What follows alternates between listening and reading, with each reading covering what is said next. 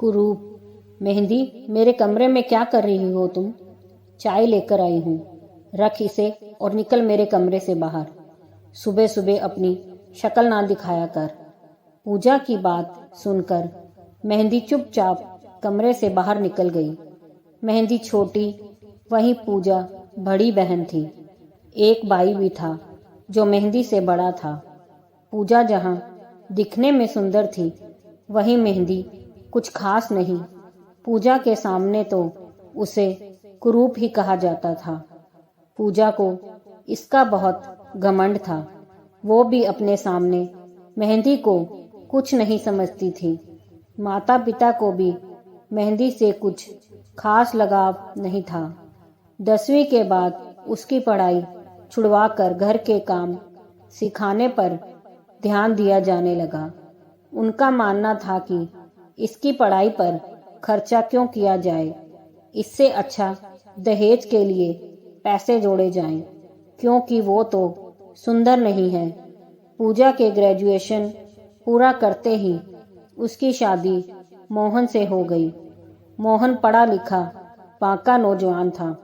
वक्त अपनी गति से चल रहा था, पर अब पूजा की शादी को 7 साल होने को आए, पर वह अभी तक मां नहीं बन पाई थी।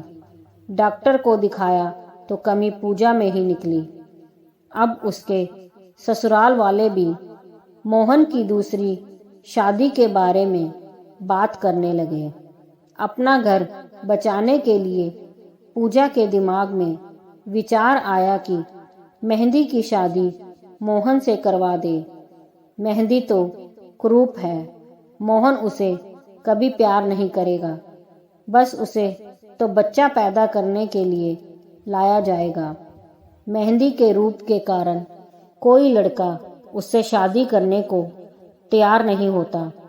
इसी विचार को मन में लेकर पूजा अपने पीहर गई और अपने पिता के पैरों में पड़ गई। पापा, आप मेरा घर बचा लो। कोई और आएगी तो वो मुझे नहीं अपनाएगी। आप मेहंदी की शादी मोहन जी से करवा दीजिए। लेकिन तुम ये क्या कह रही हो? मोहन जी तो मेहंदी के जीजा जी हैं और उम्र में उससे 12 साल बड़े भी हैं। तो क्या हो गया? वैसे भी उसकी शादी तो हो नहीं रही। कम से कम आपकी चिंता भी मिटेगी और मेरी जिंदगी बर्बाद होने से बच जाएगी। उसने इस कदर रोना धोना मचाया कि उसके पिता इस रिश्ते के लिए राजी हो गए। सबके पास इस रिश्ते को मानने की कोई ना कोई वजह थी, केवल मेहंदी को छोड़कर। मेहंदी की शादी उसके जीजा के साथ कर दी गई और वह अपने ससुराल आ गई। रात को जब मोहन कमरे में आया तो बिस्तर पर दूसरी तरफ मुंह करके सो गया। उसने एक बार भी मेहंदी की तरफ देखा तक नहीं। मेहंदी दिन भर घर के काम करती थी, बदले में पूजा की तो बातें भी सुनती। पूजा के लिए तो वह नौकरानी भर थी। मेहंदी को जली कटी सुनाना, उसकी शक्ल सूरत पर ताने कसना, यही अब उसकी दिनचर्या थी। पर मेहंदी अपनी आदत अनुसार पूजा को जवाब ना देकर चुप रहती।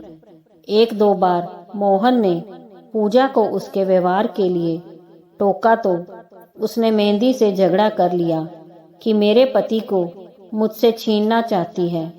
जितना वह मेहंदी को दुत्कारती, उतना ही मोहन मेहंदी के करीब आने लगा था। अब उसे मेहंदी करूप न लगती। पूजा पर सोत्याडा हावी हो चुका था। आज जब मोहन ने नाश्ते के लिए मेहंदी को आवाज दी तो पूजा बर्दाश्त ना कर पाई। तिल मिलाती हुई उसने गरम सब्जी की कटोरी मेहंदी के ऊपर फेंकने के लिए उठाई थी कि मोहन ने उसका हाथ पकड़ लिया। तुम भूलो मत कि वो भी मेरी पत्नी है। ये कुरूप औरत, कुरूप ये नहीं तुम हो। मोहन के मुंह से ये सुनकर पूजा हैरान रह गई। कुछ ही दिनों में मोहन ने अपना तबादला दूसरे शहर करवा लिया और मेहंदी को लेकर वहां से चला गया। आज मेहंदी का अपना परिवार है। दोस्तों, अगर कहानी पसंद आई हो तो लाइक, सब्सक्राइब, शेयर जरूर कीजिए।